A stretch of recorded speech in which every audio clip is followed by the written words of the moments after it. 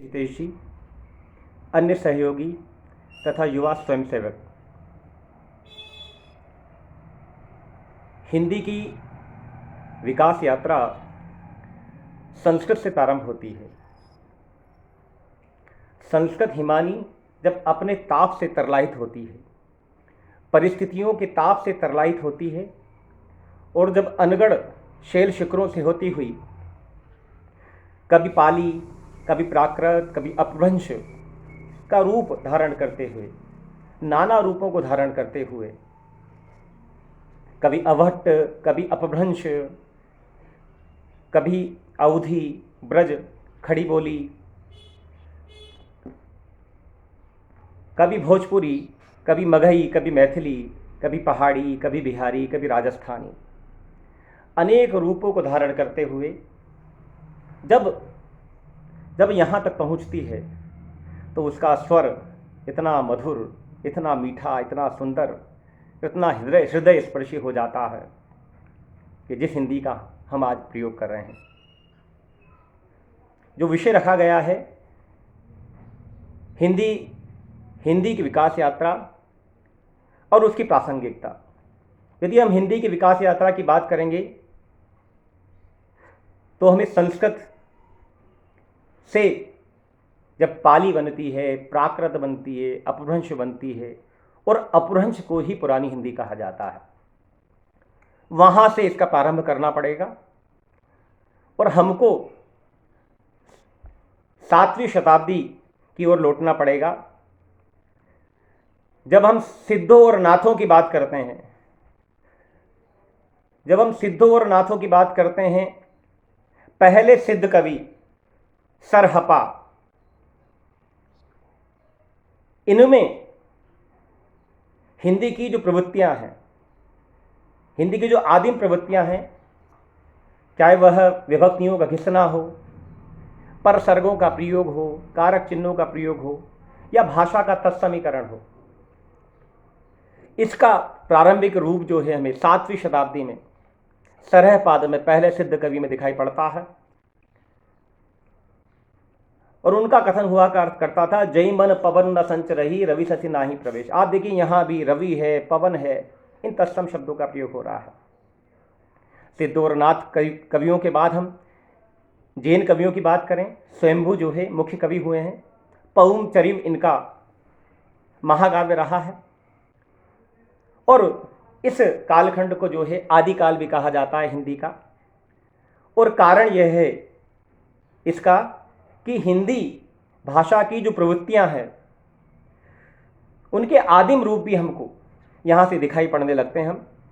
मैं 7वीं शताब्दी की बात कर रहा हूँ, सिद्धों और नाथों की बात कर रहा हूँ, जैन कवियों की बात कर रहा हूँ, जहाँ विभक्तियाँ घिस जाती हैं, परसर्गों का प्रयोग होने लगता है, कारक चिन्हों का प्रयोग प्रारंभ हो जाता है, नए नए क्रियापद जो है विकसित होने लगते हैं। इसी को ही आचार्य हजारी प्रसाद द्विवेदी ने पुरानी हिंदी कहा है। तो हिंदी की विकास यात्रा जो है यहीं से प्रारंभ हो जाती है। और हिंदी के प्रसिद्ध आलोचक रहे हैं रामचंद्र शुक्ल। और रामचंद्र शुक्ल जो है हिंदी के प्रारंभिक काल को वीरगाथा काल नाम देते हैं, क्योंकि उनका ये मानना है कि इस कालखंड में वीर गाथाओं की प्रधानता होती है। वे संवत 1050 से 1375 तक वीर गाथा काल नाम देते हैं इसको। और संवत में से यदि 57 साल को हम घटा दें तो सन आ जाता है, तो 993 से हम बात कर सकते हैं। और इस समय में आपने नाम सुना होगा पृथ्वीराज रासो, चंद बरदाई कवि भी हुआ करते थे और योद्धा भी हुआ करते थे। वे कलम के साथ साथ जो है अस्त्र भी चलाया करते थे, युद्ध भी लड़ते थे। और यहाँ पर जो है पुरानी हिंदी का हमको प्रयोग दिखाई पड़ता है।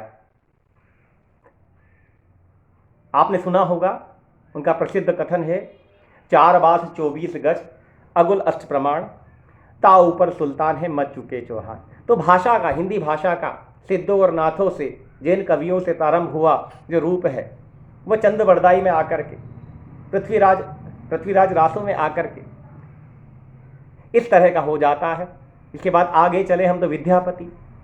विद्यापति ने मैथिल भाषा में पदावली को लिखा है, और पदावली में किस प्रकार की भाषा है, हिंदी जो है विकास यात्रा को करते हुए किस प्रकार का रूप धारण करती है। मैं गंगा स्तुति आपको उनकी सुनाना चाहूँगा। बड़ सुख सार पवल तो है तीरे, छोड़िए त निकट नहन बहनीरे, कर जोरी विनमव विमल तरंगे, पुनि दर्शन होई पुनमति गंगे। आप सोचिए हिंदी का कितना सुंदर रूप यहाँ दिखाई पड़ रहा है। कवि विद्यापति गंगा के घाट पर बड़े सुख की प्राप्ति करते हैं वो, परंतु जब उस घाट को छोड़ते हुए उनकी आंखों से नीर बहने लगता है, अश्रु प्रवाहित होने लगते हैं, और वे माँ गंगा से हाथ जोड़ करके प्रार्थना करते हैं, हे माँ मेरे ऊपर दया करना, मेरी प्रार्थना है कि मुझे पुनः आपके दर्शन प्राप्त हो। इतना सुंदर रूप हमको विद्यापति में दिखाई पड़ता है।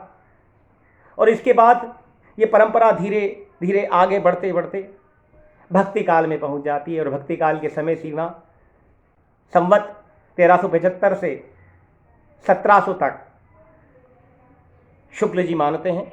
मैंने आपको पहले भी बताया कि संवत में से यदि 57 साल को घटा दें हम तो सन आ जाता है, और इस कालखंड को हिंदी का स्वर्ण काल भी कहते हैं। क्यों? क्योंकि इतने सारे महान कवि, चाहे हम तुलसी की बात करें, कबीर की बात करें, मलिक मोहम्मद जायसी की बात करें, मीरा की बात करें, कृष्ण भक्तों की बात करें, राम भक्तों की बात करें, हम निर्गुण कवियों की बात करें, सगुण कवियों की बात करें, हम राम भक्त कवियों की बात करें, कृष्ण भक्त कवियों की बात करें, हम इतने सारे लोग एक साथ एक ही कालखंड में, इतने सारे महापुरुष, इतने सारे महाकवि, इतने सारे महानुभाव एक साथ एक ही कालखंड में इनका जन्म हो जाता है। इसलिए इस कालावधि को हिंदी का स्वर्णकाल भी कहा जाता है। आप सोचिए, आप तुलसी ने दोनों भाषाओं को अपनाया, ब्रज को भी अपनाया और जो है अवधि को भी अपनाया, और तुलसी तो घर घर स्थापित हो गए। आप सोचिए भारत में शायद ही आपको ऐसा कोई घर दिखाई पड़े जहां रामचरितमानस न हो, जहां विनय पत्रिका, कवितावली, गीतावली न हो। और अवधि का इतना सुंदर प्रयोग, ब्रज भाषा का इतना सुंदर प्रयोग, केवल पढ़े लिखे लोगों की बात नहीं कर रहा हूं मैं। आप गांव गांव चले जाइए, घर घर चले जाइए, वहां भी आपको जो है तुलसी की जो चौपाइयां हैं वो आपको सुनाई पड़ेंगी। जब जब सुंदरकांड होता है, हमने सुना है, उसके बाद स्तुति करते हैं भगवान राम की, श्री रामचंद्र कृपालु भजवन हरण भव भय दारुणम, नव कंज लोचन कंज मुख कर कंज पद कंजारुण। आप सोचिए, आप रूपक अलंकार का, उपमानों का कितना सुंदर प्रयोग तुलसी ने किया है।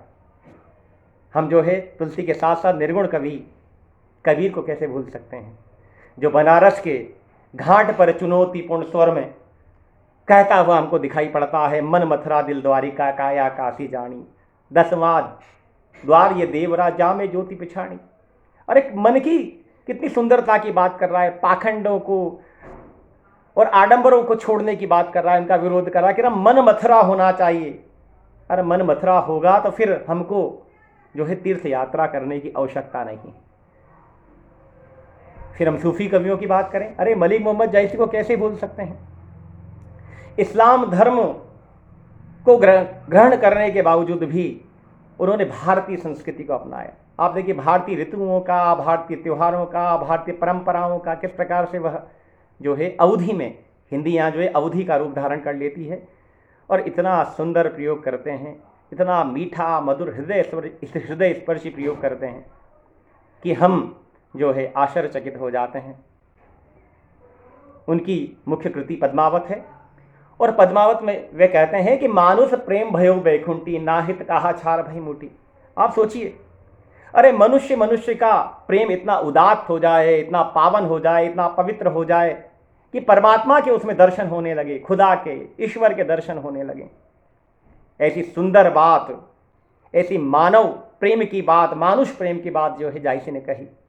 और सोचिए सूफी कवि होते कौन हैं?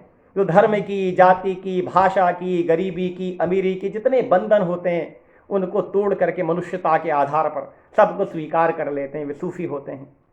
और जितने सूफी कवि, सबकी बात कर रहा हूं मैं, चाहे वह जायसी हो, कुतुबन हो, मंजन हो, सबने इस्लाम धर्म के होने के बावजूद आप देखेंगे इनकी जो रचनाएं हैं, आप देखिए, मतलब जायसी ने नाम रखा है पद्मावती के ऊपर।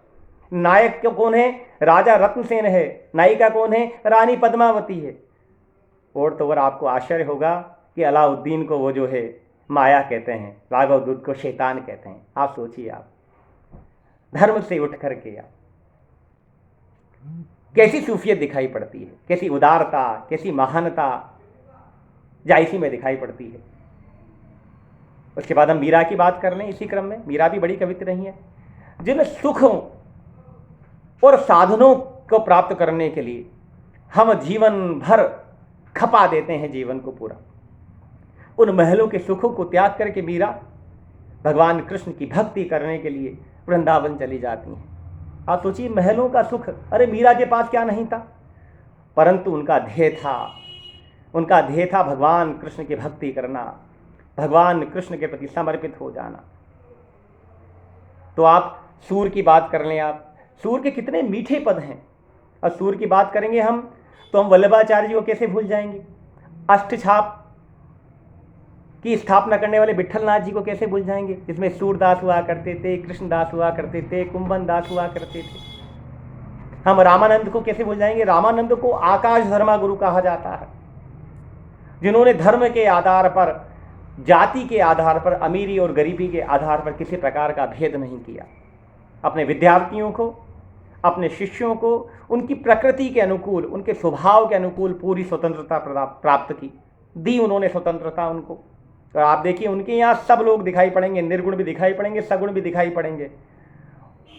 और उनके यहाँ आप सोचिए कि कबीर जैसे जो गरीब मुस्लिम जुलाहा परिवार थे, वे भी उनके शिष्य कहलाते हैं। और मैं झालावाड़ से हूँ, और रामानंद के जो 12 प्रमुख शिष्य हुए हैं, उसमें एक झालावाड़ के पास में ही, झालावाड़ से 4 किलोमीटर जो है गागरोन दुर्ग है, और गागरोन के राजा हुआ करते थे खींची राजपूत, पीपा जी हुआ करते थे, पीपानंद जी। आप सोचिए, रामानंद की संगति के प्रभाव से, रामानंद के शिष्य होने के कारण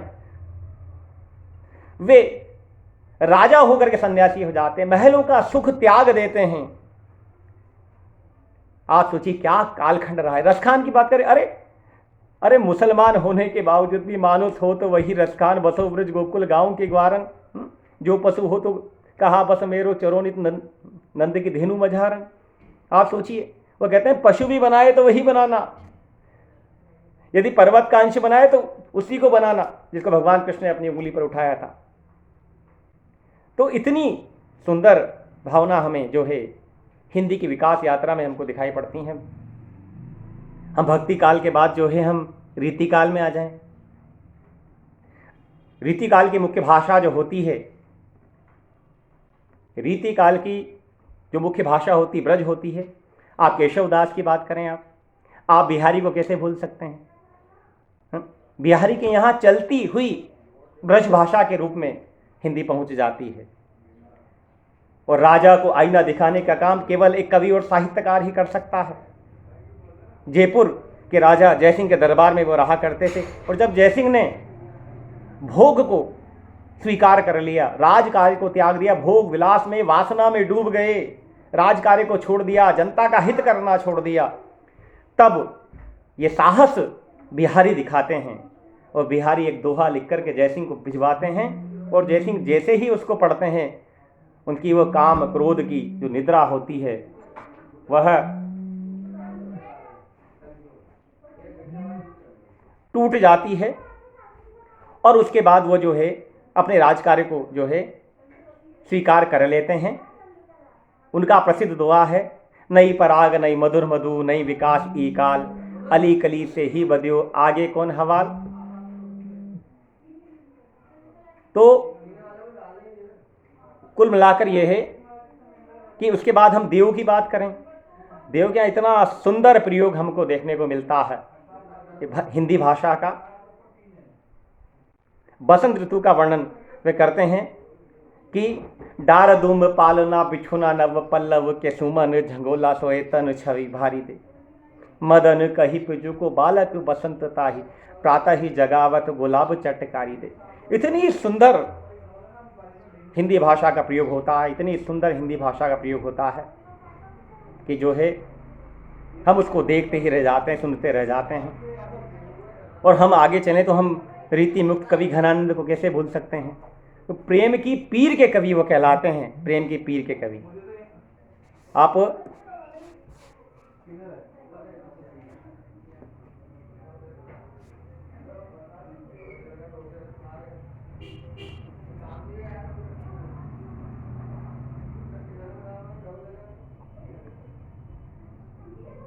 प्रेम की पीर के कवि घनानंद कहलाते हैं। भूषण को, राष्ट्रकवि भूषण को कैसे भूल सकते हैं आप।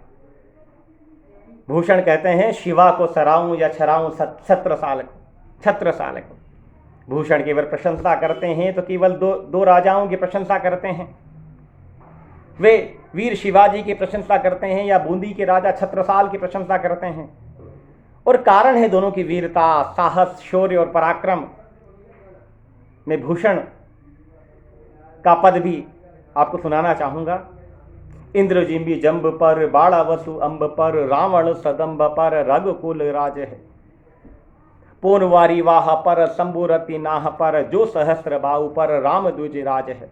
तो भूषण के यहाँ हिंदी अपनी विकास यात्रा में चलते चलते इस ओजस्वी रूप को धारण कर लेती है। और ये 1700 से लेकर के 1900 तक का जो कालावधि है वो रीतिकाल होती है। इसके बाद संवत 1900 से जो है आधुनिक काल का प्रारंभ हो जाता है। नवीन ज्ञान विज्ञान से हमारा परिचय होता है। छापा खाने का आविष्कार हो जाता है। नए नए सामाजिक आंदोलन होने लगते हैं, चाहे हम जो है राजा राम मोहन राय की बात करें, दयानंद सरस्वती की बात करें, या विवेकानंद की रामकृष्ण मिशन की बात करें। हम पहली रेल 1853 में मुंबई से ठाणे के बीच चलती है।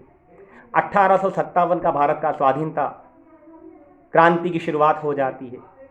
इन सब कारणों का जो है आधुनिक काल में जो है प्रभाव पड़ता है और हमारी रीतिकालीन मानसिकता टूटती है और हम आधुनिक काल में आ जाते हैं, हम आधुनिक काल में प्रवेश कर जाते हैं।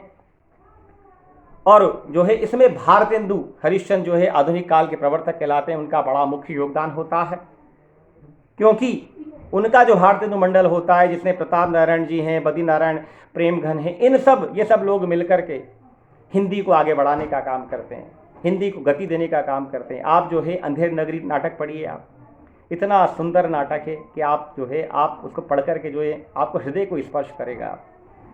और यदि इसके बाद भारतेंदु युग के बाद हम आगे आ जाएं तो सन 1900 से 1918 तक द्विवेदी युग कहलाता है और इसमें महावीर प्रसाद द्विवेदी मुख्य किरदार निभाते हैं।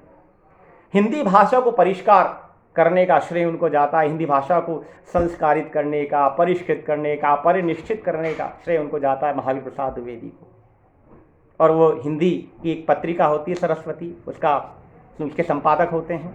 आपको आश्चर्य होगा, निराला जैसे बड़े कवि की जो प्रसिद्ध कविता है जूही की कली, उस कविता को वह अश्लीलता के कारण, अनैतिकता के कारण सरस्वती पत्रिका में छापने से मना कर देते हैं। और बाद में वही कविता जो है छायावाद की प्रसिद्ध कविता सिद्ध होती है। कविता मैं आपको सुनाता हूँ। नायक ने चूमे कपोल, नायक ने चूमे कपोल, डोल उठी वल्लरी की लड़ी जैसे हिंडोल। इस पर भी जागी नहीं, चूक क्षमा मांगी नहीं, निद्रालस बंकिम नेत्र मूंदे रही कि वह मतवाली हो यौवन की मदिरा में। इस पर निर्दय नायक ने निफट निठराई की, झोंकों की झड़ियों से सुंदर सुकुमार देह सारी झकझोर डाली, मसल दिए गोरे कपोल गोल।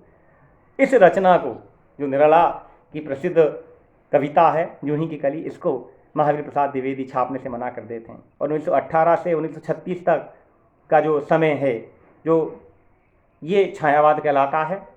और इसमें तो बड़े कवि हुए हैं, उनको तो हम भूल ही नहीं सकते। हम जयशंकर प्रसाद उनकी कामायनी को कैसे भूल सकते हैं। हम जो है पंत को कैसे भूल सकते हैं, जो प्रकृति के सुकुमार कवि कहलाते हैं। महादेवी वर्मा की जो वेदना है, जो रहस्यवाद है ईश्वर के प्रति, अद्वितीय है। इतने मीठे और सुंदर गीत उन्होंने लिखे हैं। और महाप्राण निराला को हम कैसे भूल सकते हैं। और उनके यहाँ हिंदी भाषा अपनी विकास यात्रा को बढ़ाते बढ़ाते इतना सुंदर रूप, इतना परिष्कृत रूप धारण कर लेती है। मैं आपकी राम की शक्ति पूजा के बारे में आपने सुना होगा, बंगाल की शक्ति पूजा का उन पर जो है प्रभाव रहा है, और उसको इसकी शुरुआत इतनी सुंदर भाषा के साथ करते हैं।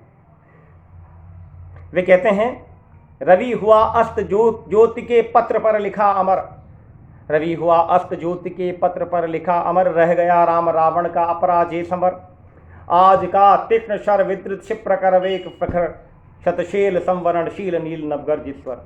तो ऐसा परिष्कृत हिंदी का रूप हमें यहाँ दिखाई पड़ता है। और 1936 से फिर प्रगतिवाद का प्रारंभ हो जाता है। 1936 में प्रेमचंद का आपने नाम सुना होगा। प्रेमचंद जो है, उनका जो है एक लेख प्रकाशित होता है 1936 में, और जो है वहीं से जो है उसका प्रगतिवाद का प्रारंभ हो जाता है। जो मार्क्सवादी विचारधारा है वही प्रगतिवाद में जो है साहित्य में जो है प्रगतिवाद के नाम से जानी जाती है। और 1943 से प्रयोगवाद का प्रारंभ हो जाता है, जब आगे संपादक होते हैं और जो है तार सप्तक का प्रकाशन होता है, जिसमें 7 कवि होते हैं और 7 कवि जो हैं अपनी अपनी रचनाओं को प्रकाशित करते हैं। यहीं से ही जो है एक नवीन उपमानों का प्रयोग होता है, प्रयोगवाद प्रारंभ हो जाता है। और जो है उसके बाद हम जो है 1950 के आसपास अज्ञे सच्चिदानंद हीरानंद वात्स्यायन अज्ञे जो प्रयोगवाद के प्रवर्तक भी हैं, वह एक रेडियो संगोष्ठी में नई कविता आंदोलन की शुरुआत कर देते हैं। उसके बाद साठोत्तरी कविता, उसके बाद 7वां दशक, 8वां दशक, 9वां दशक, और यहाँ तक आज जिस भाषा का हम प्रयोग कर रहे हैं वहाँ तक हिंदी जो है अपनी विकास यात्रा को करते करते पहुँच जाती है। और सोचिए आप, भारत की आबादी जो है 1 अरब 38 करोड़ है। भारत युवा देश है। हमारे देश की आबादी का करीब 65-70% युवा शक्ति आज जो है, बहुत सारे युवा साथी हमारे साथ जुड़े हैं, स्वयंसेवक जुड़े हैं हमारे साथ। आज सोचिए 1 अरब 38 करोड़ हमारी आबादी है और उसका करीब 65 और 70% युवा शक्ति। अरे कौन हमारी उपेक्षा कर सकता है? कोई हमारी उपेक्षा नहीं कर सकता है। जहां विश्व बूढ़ा हो रहा है, भारत जवान हो रहा है। और इस जवानों के देश में यदि ये कोई गए, हिंदी की उपेक्षा हो सकती है? नहीं हो सकती भाई। आप देखना, जितने सारे न्यूज़ चैनल हैं, इनको हिंदी का प्रयोग करने वाला जो वर्ग है वो इतनी बड़ी और भारी संख्या में है, वह करोड़ों में उसकी संख्या है, तो उसकी उपेक्षा नहीं कर पाता। आप देखिए, टीवी टुडे को आज तक शुरुआत करनी पड़ती है, स्टार न्यूज़ को जो है एबीपी न्यूज़ शुरू करना पड़ता है, टीवी 18 को देख लीजिए, टीवी 9 को देख लीजिए, एनडीटीवी इंडिया को देख लीजिए। आप देखिए इतने सारी चीज़ें, पर केवल हिंदी के जो उपभोक्ता हैं, उपभोक्ता वर्ग जो है, उन्हीं के कारण हमको दिखाई पड़ती है। और हिंदी अपनी प्रासंगिकता सिद्ध करती है। कोई हिंदी की उपेक्षा नहीं कर सकता, क्योंकि हिंदी की जो प्रवृत्ति है वह भारत की प्रवृत्ति है। जैसे भारत सबको स्वीकार कर लेता है, विभिन्न जातियों को, धर्मों को, भाषाओं को, प्रांतों को, संप्रदायों को, सबको स्वीकार कर लेता है और सबको स्वीकार करके अपना बना लेता है। ऐसे ही हिंदी की प्रवृत्ति भी है। हिंदी भी सबको स्वीकार कर लेती है। हिंदी के किसी से बैर नहीं है। और कवि इकबाल ने जो कहा है कि हिंदी है हम वतन है, हिंदोस्तां हमारा। आप सोचिए, हिंदी तो हमारा वतन है, हिंदी हमारा देश है, हिंदी में भारतीय संस्कृति निवास करती है। हम जो है हिंदी के बिना जो है हमारी संस्कृति की, हमारे देश की कल्पना भी कैसे कर सकते हैं? और हमारा किसी से बैर नहीं है, हिंदी का किसी से बैर नहीं है। ये भाषा के नाम पर जो राजनीति हुई है, खास तौर से दक्षिण भारत में, जहां बिना बात हिंदी के सामने जो है तेलुगु को, मलयालम को, कन्नड़ को खड़ा करने का प्रयास किया गया है। हिंदी का किसी से बैर नहीं है। आप सोचिए कि इन सब भाषाओं की उत्पत्ति संस्कृत से हुई है, और एक ही माँ से उत्पन्न जो पुत्रियां हैं, हिंदी है, मलयालम है, तेलुगु है, कन्नड़ है, ये आपस में एक दूसरे की कैसे विरोधी हो सकती हैं? एक माँ की पुत्रियां जो होती हैं एक दूसरे की विरोधी नहीं होती, परंतु भाषा के नाम पर जो राजनीति हुई है, और आज भी दक्षिण भारत में जो सत्ता सुख राजनीतिक दल भोग रहे हैं, उनके कारण उन्होंने हिंदी का अहित करने का प्रयास किया है। उनको सत्ता सुख तो मिला है, परंतु कहीं ना कहीं जो भारत की आत्मा है, भारत की जो प्राणवायु है हिंदी, उसका अहित वो कर बैठे हैं। फिर भी हिंदी का इतना बड़ा उपभोक्ता वर्ग है कि हिंदी की उपेक्षा नहीं होती। आज विश्व में हिंदी बोली जाती है, आज हिंदी लोग बोलते हैं, समझते हैं, और हिंदी की प्रासंगिकता जो है हिंदी के उपभोक्ता वर्ग के कारण जो है अपने आप सिद्ध हो जाती है। इसकी सार्थकता अपने आप सिद्ध हो जाती है। कोई हिंदी की उपेक्षा नहीं कर सकता। और हिंदी जो है वैज्ञानिक भाषा भी है। हिंदी जो है वैज्ञानिक भाषा भी है। वैज्ञानिक भाषा का मतलब ये होता है, वैसे मैं किसी भाषा का विरोधी नहीं हूँ, क्योंकि ज्ञान विज्ञान के लिए हमको जो है विभिन्न भाषाओं को सीखना चाहिए। हम फ्रेंच सीखें, जर्मन सीखें, हम अंग्रेजी सीखें, हमारा किसी से विरोध नहीं है, सीखना चाहिए। परंतु जब हिंदी के सामने जब अंग्रेजी को खड़ा करने का प्रयास किया जाता है तो मैं वैज्ञानिकता की बात करता हूँ। और वैज्ञानिकता ये होती है भाषा की कि जो बोला जाए वो लिखा जाए, जो लिखा जाए वो पढ़ा जाए। परंतु कई बार जो है अंग्रेजी में ऐसा नहीं होता। हिंदी में बहुत सारे जो वर्ण हैं वो साइलेंट हो जाते हैं। आप देखिए कि स का उच्चारण सी से भी होता है, ए से भी होता है, तो हमको कैसे पता लगेगा? आप सोचिए TAL के टाक, एल साइलेंट हो गया। आप सोचिए के से भी बनता है, सी से भी बनता है। तो वहाँ भाषा में एक रूपता नहीं है, वैज्ञानिकता नहीं है। हमारे यहाँ ऐसा नहीं होता। हमारे यहाँ जो लिखा जाता है वह पढ़ा जाता है, जो पढ़ा जाता है वह बोला जाता है। तो यही भाषा की वैज्ञानिकता होती है। और हमारी जो लिपि है, देवनागरी लिपि, पूरी तरह से वैज्ञानिक है। और किसी भी जब भाषा को हम उत्तम बताते हैं, सर्वश्रेष्ठ बताते हैं, तो उसका कारण उसका शब्दकोश भी होता है।